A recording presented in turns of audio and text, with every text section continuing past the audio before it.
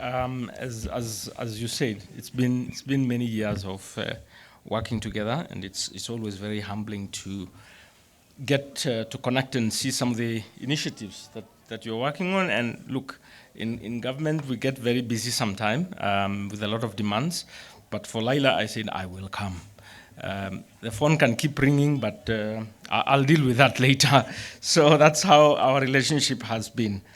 I'm not a creative, but I'm creative. So let's differentiate the verb from the noun.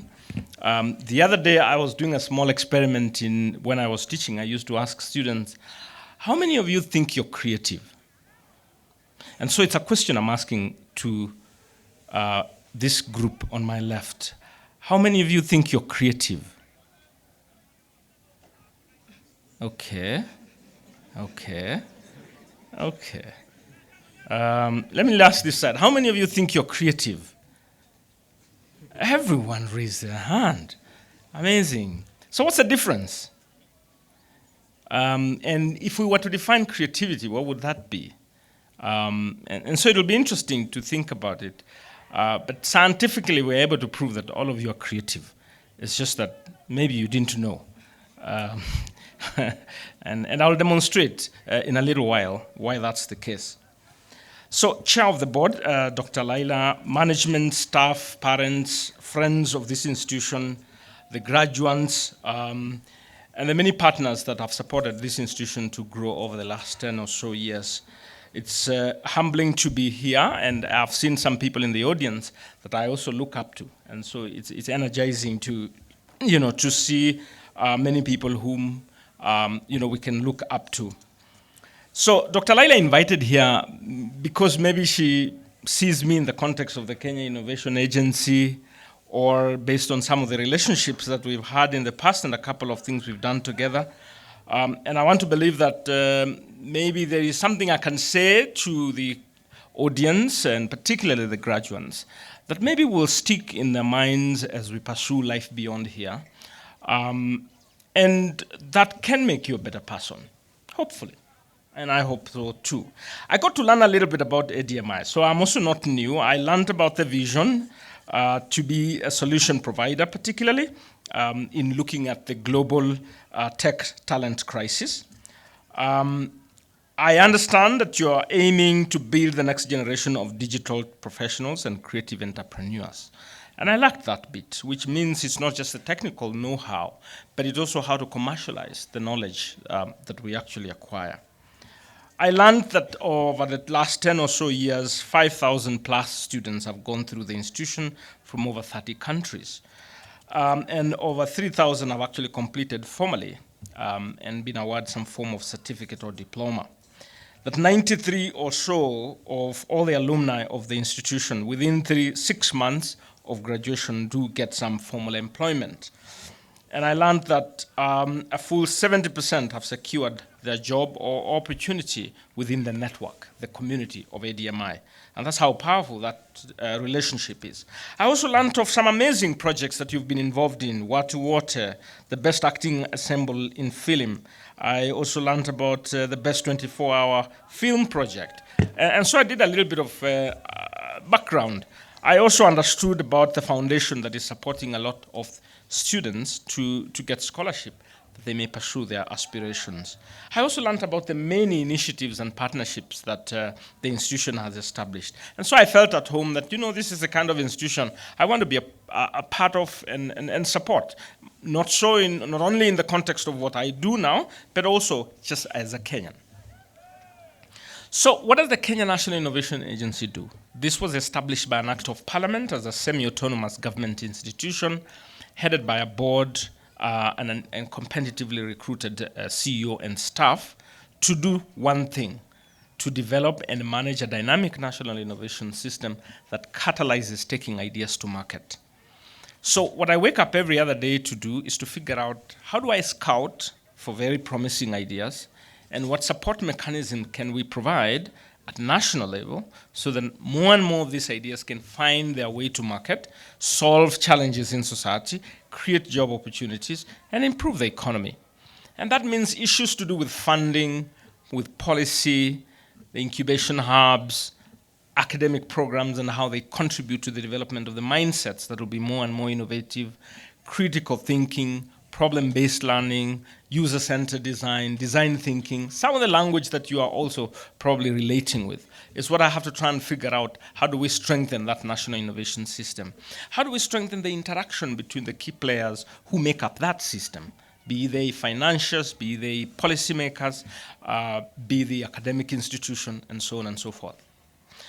But then, so what is innovation in that case then? I have a very simple definition, and that's going to try and answer what I asked earlier on. So to many people, it's a very complex thing.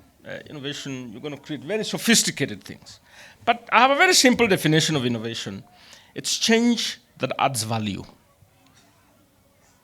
Change that adds value.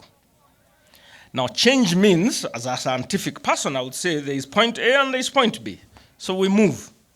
And in the course of that movement, we create some value. And that value could be things become cheaper, or we access them faster, or they become more convenient, or they're more appealing, or they're more entertaining, and so on and so forth. So how many of us feel that I can consider myself an innovator? This side. Great.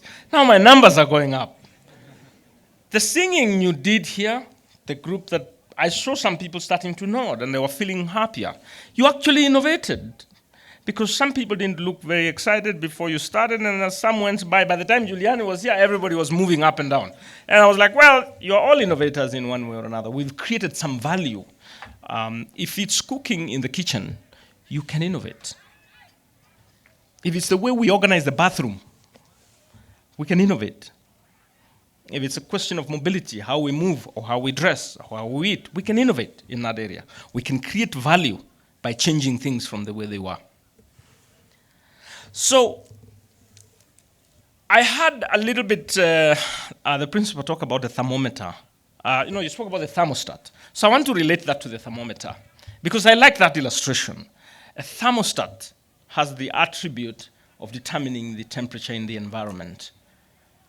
But the thermometer takes the temperature of the environment. That has shaped a lot of my thinking about how I pursue opportunities and how I engage people in society. A thermostat will determine the temperature of the environment, and the thermometer will take the temperature of the environment. Which means if the temperatures go low, there's a way the thermostat is going to respond. If it wants the temperature to be that low, it will adapt, that's fine, but otherwise it will increase it. But the thermometer will always take the temperature of the environment. Things go very hot, to respond. So how many of us want to be thermometers? How many of us want to be thermostats? And what did the others want to be? Okay. It's a very special time of our lives as graduates, and I remember my time as graduating, very exciting, and I look forward, though I also had some anxieties about what is really going to happen. I mean, a university or an institution of this kind has that atmosphere of being an incubator and insulates you from some of the realities. And so you get a little anxious. But then there's also the excitement about moving to something else and feeling like you can be part of a bigger challenge and you can impact society. And so I thought about talking about tenacity today. Tenacity. Let me come to the definition of education. I like to define things, and that kind of shapes how I pursue them. The traditional English defines education as the process of receiving and giving systematic instruction, especially in a school or an academic institution. Giving and receiving instruction in a systematic way. Now, in Latin, the original word education comes from the word educare. Now, educare means to bring up. And another definition of that same word, educare, means to bring forth. All right? Now, there's a big difference. If the traditional definition says it's about instruction in a systematic way, while the original word educare talks about to bring forth, I seem to like the bring forth thing because it speaks more to me as a person who's going through an education system, and it doesn't define the start point and the end point. Educare is to bring forth. Now, if you say it is about bringing forth, the question is, what is that is being brought forth? It is the potential in you and me. The whole process of education is to get forth the seed that is in me and you to grow into something amazing. And when we say so, then we have to be conscious that a tree starts from a small seed and potentially becomes a huge thing, but some things have to happen in that course of time. Now, tenacity is a quality or fact of being able to grip something firmly. It is a quality or fact of being very determined. It is the quality or fact of continuously existing and persisting. It is the mental or moral strength to resist the opposition, to resist the danger, and to resist the hardship. Why are these important? If today I put a dead fish in the river, it will only flow downstream. But if I put a live fish in the river and there is an opportunity upstream, the fish will go up. And that is the analogy of the thermostat and the thermometer. That when I have the tenacity in the process of bringing forth that which is in me, I am able to persist. I am able to be determined. I am able to follow through. I am able to resist danger. I'm able to resist hardship. And I'm praying for tenacity in this group. Amen? Now, in the process then of trying to get to that destination and swimming upstream, the question is, do you feel you have the stamina and the strength of mastery of that which you are pursuing? Now, I'm not asking whether you feel you got a good grade or not. The issue is not about the grade. It's about the confidence you have in the mastery of the subject, whether there was a grade or not. I'm asking you about your genuine, deep down gut confidence level, regardless of the studies you took, the course you took, the journey you walked, but the fact that you're here and you're a graduate. Do you feel confident? If you don't, I'll tell you that it's a bit of time to build more confidence, because you need that as part of my tenacity conversation. You need that level of confidence. You see, I'm asking you about your capacity to think through critically the problems and the challenges that you're going to face and innovatively solve them. I'm asking you about your capacity to accommodate varied views without losing control of yourself. I'm asking you about how well you can effectively communicate orally and in writing, because you must engage in society. I'm asking you about your confidence in the ability to navigate the wide pool of information that is available from people and through technology. I'm asking you about your capacity to be flexible as you navigate the complexities of real life. That's the educare and the tenacity context. Now, I ask you these questions because we're all persuaded that the future is more uncertain and unpredictable than we can imagine. You see, if you genuinely paid the price to actually develop the mind, which is the definition of educare, development of the mind, that then it can produce the potential in you, then you're more confident as you face the uncertain tomorrow.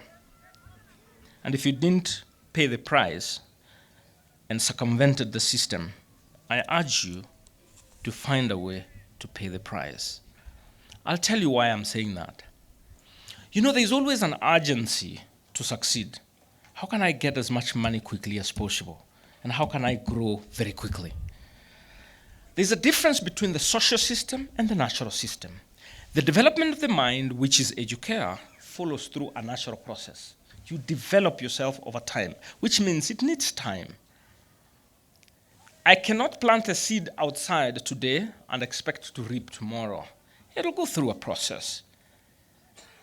That process may take a day, in some cases, 2 days, 3 days, 5 days, but it will never be immediate. But a social system can be circumvented overnight. And the risk sometimes we face is the excitement about what is has happened and the possibility of conquering things very quickly, which is the social system, and then try to put it in the context of the development of the mind and the person. A child born today will not run tomorrow. It does take some time, and it does take a process. So we exercise patience as we develop the mind. You see, the sign of COVID have taught us a number of things, and we spoke about COVID this morning. I'm sure you went through some of your studies in the COVID period, and therefore there's an experience you went through that some of us have never gone through, and it demonstrated tenacity, the fact that you are graduating. You see, we don't know whether tomorrow we'll have a worse pandemic than COVID. We don't know whether the opportunities we have tomorrow will grow or will shrink. I have no clue. We can't say with certainty that the economy is going to get better because we have a new government. We are determined to get there, but we're not absolutely in control because some things will probably be different than we anticipate. That's nature, that's real life. But we know one thing, we need tenacity for tomorrow. You see, the thermometer and the thermostat examples that we spoke about, when the environment changes, the thermostat will respond and the thermometer will respond. The thermometer will take it and it will go down based on the changes in that environment. The thermostat then will shape that environment. It will change despite the changes of the environment. The thermostat will ultimately determine that temperature. You see, keep in mind though, the thermostat is not interested in changing or influencing the temperature of the entire world. It is focused on the temperature around itself. Now, as you move out, you will make your contributions in one way or another. And just like some of us have tried, and every other day we're also told about what's going to come tomorrow, we pray for one another. We encourage one another. And we desire that you may succeed and shape the temperature and reality around you, and do not be the victim of the circumstances. Now, I also like to challenge people to fall in love with challenges, not ideas. And this is partly because I'm coming from a little bit of a scientific background. You know, many a times we get excited about an idea, but probably not the challenge or the problem we are solving, or the value that we're creating. And therefore, we end up sometimes with ideas and solutions that are looking for the problems and trying to figure out whether it fits. And I'm encouraging that let's keep an eye on where we can add value. And then when we focus more on the problem, then we are likely to build more sustainable solutions to our society. You may choose to work for an established organization, or you may choose to build your own, or probably you have actually begun to build it. Or you may choose to continue with your studies after this. But you see, from the lens of your experience in ADMI, you're going to create some change that will have to add value.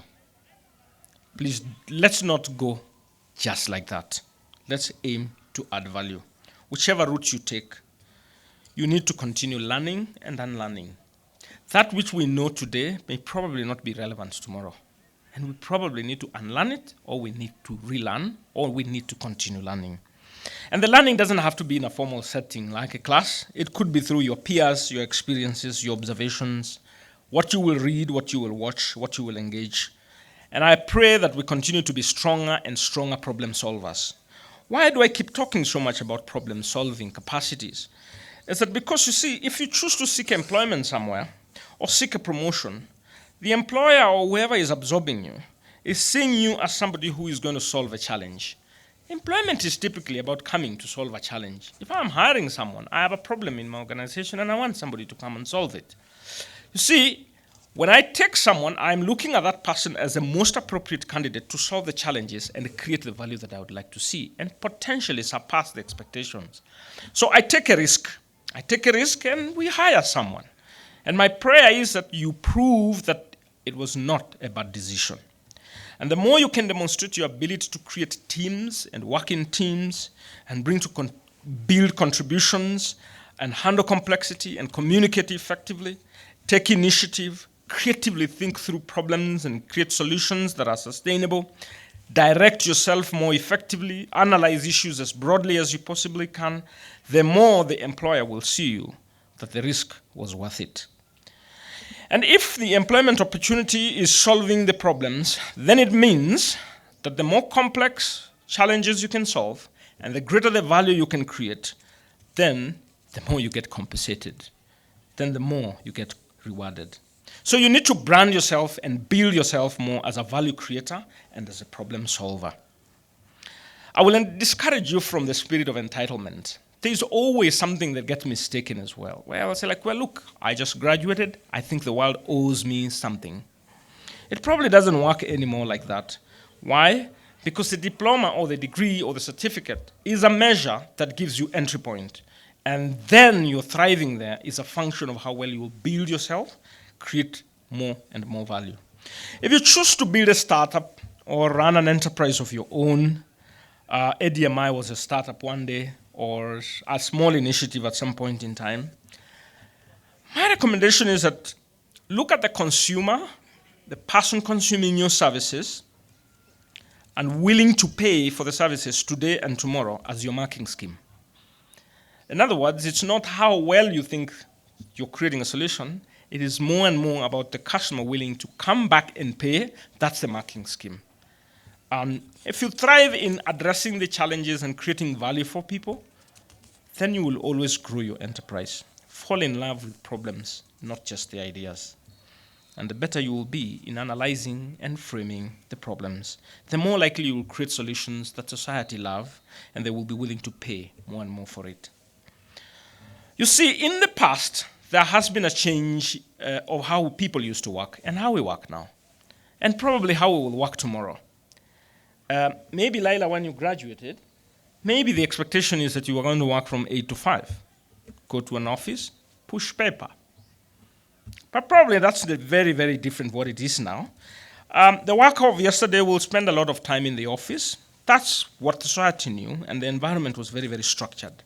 But you're in a creative environment, and the realities are very, very different. The worker of yesterday climbed up the ladder until they became head of an organization or something of the sort. And the worker of yesterday relied on email. But now we're relying on collaboration, we're relying on networking, we're relying on co-creation. The student of yesterday focused on knowledge acquisition, but I did say that you are likely to be more adaptive and more decentralized in the way we learn. Now, these changes come up with opportunities. So those of us who are able to see what the opportunities that are emerging out of this are probably going to thrive more. Why? You know, what took my older brother 10 years to achieve, I seem to have done it in 7 years.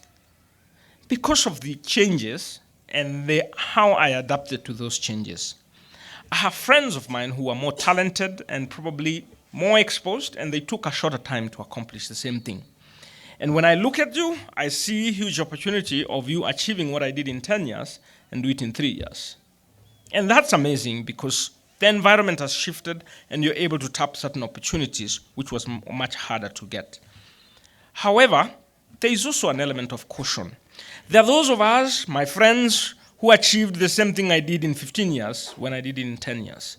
And that's not because they were bad or because they were weak, but probably certain things didn't work for them. You see, there are natural laws that also come into play. And the message I have is that also be patient with yourself.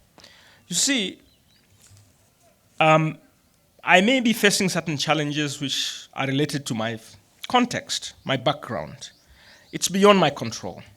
And so the point there is, yes, the potential to thrive and succeed real quick is there, but be patient with yourself. Listen to yourself more, and as you choose the path that you take keen attention to your inner self, because it will guide you. I knew one thing as I left college, that I don't like bosses. I just didn't like to be told. I just always felt like, I think I can think. I mean, like, you understand? I mean, like, it's just a feeling I had. I mean, you know, like, I can just think about how to make this better. So in a way, it kind of shaped exactly how I think about what I would like to do. And somehow it's an encouragement. Keep listening to yourself because you will also continue changing. What I was 10 years ago is very different from what I am now. So it's a continuous exercise of listening to yourself to figure out where you fit best.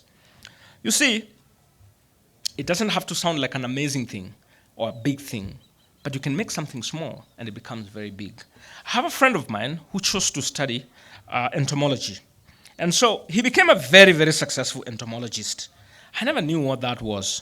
But when I was in college, I remember there was a study of zoology and botany. And so he studied a bit of that. And finally, he started chasing insects. So we would find him chasing insects. And but when I go home and I visited him, I was like, he's living in a very nice place, had a very nice family, nice home. And then in the morning, chasing insects. And so one day, I came and I was like, boss, I don't understand. How can you chase insects and then you look like you're doing very well? And he said, well, if I can make a decent living chasing insects, then it means you can make a living out of anything.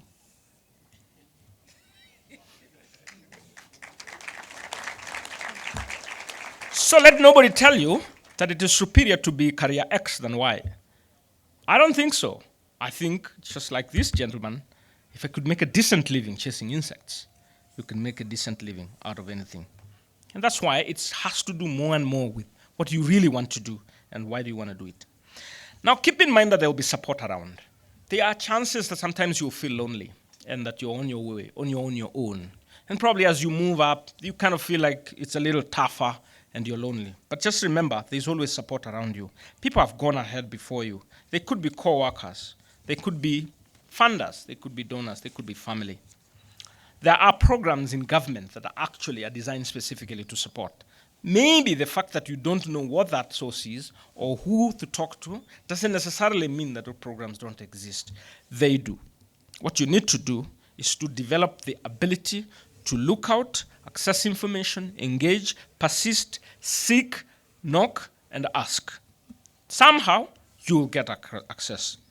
See, people have gone the path that you're eyeing, and there are experiences that you can learn from them, and you potentially can do it much better.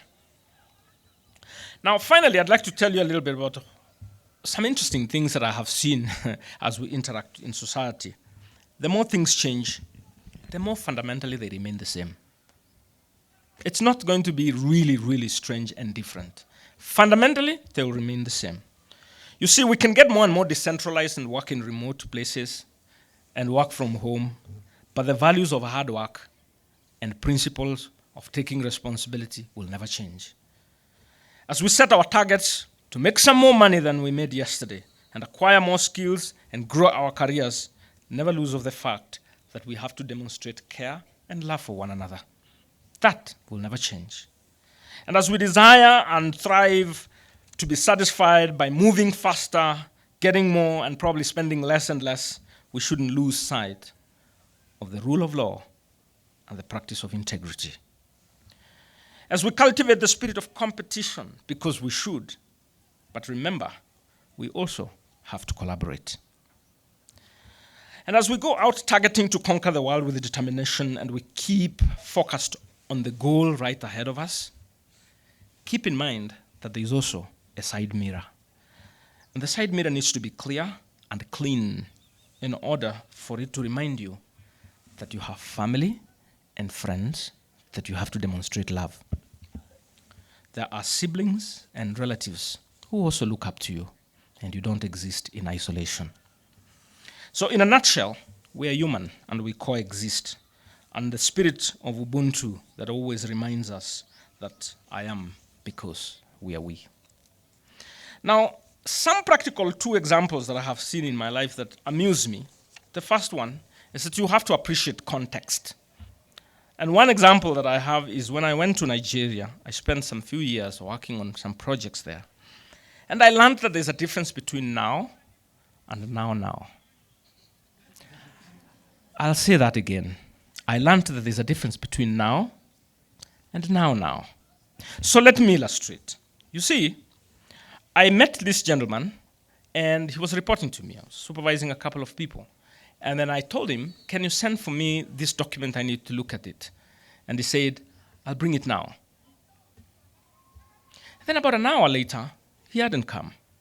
Then I asked another colleague, but that gentleman said they'll bring that item now. And then he said, did he say now or did he say now? I said, he said now. Then he said, no, then you are the one who has not understood. Now did not mean the same thing as now. Context vary. I had another illustration in the same environment where I also asked an officer, please arrange for a meeting so that we can discuss this issue. And you need to provide some information in that meeting. And then he said, I'll do that as soon as possible. So 6 months down the road, the meeting had not happened. And I said, whoa, that's really strange. And then I asked someone else, I really don't understand. That guy said, you'll do it as soon as possible. And then this guy asked me, is it possible yet? I said, I don't know, but he said as soon as possible. Then he said, well, but if it's not possible, then you can't do it. So as soon as possible was literal in that sense, that as soon as I am able to do it, I will do it. And that could take me 5 years.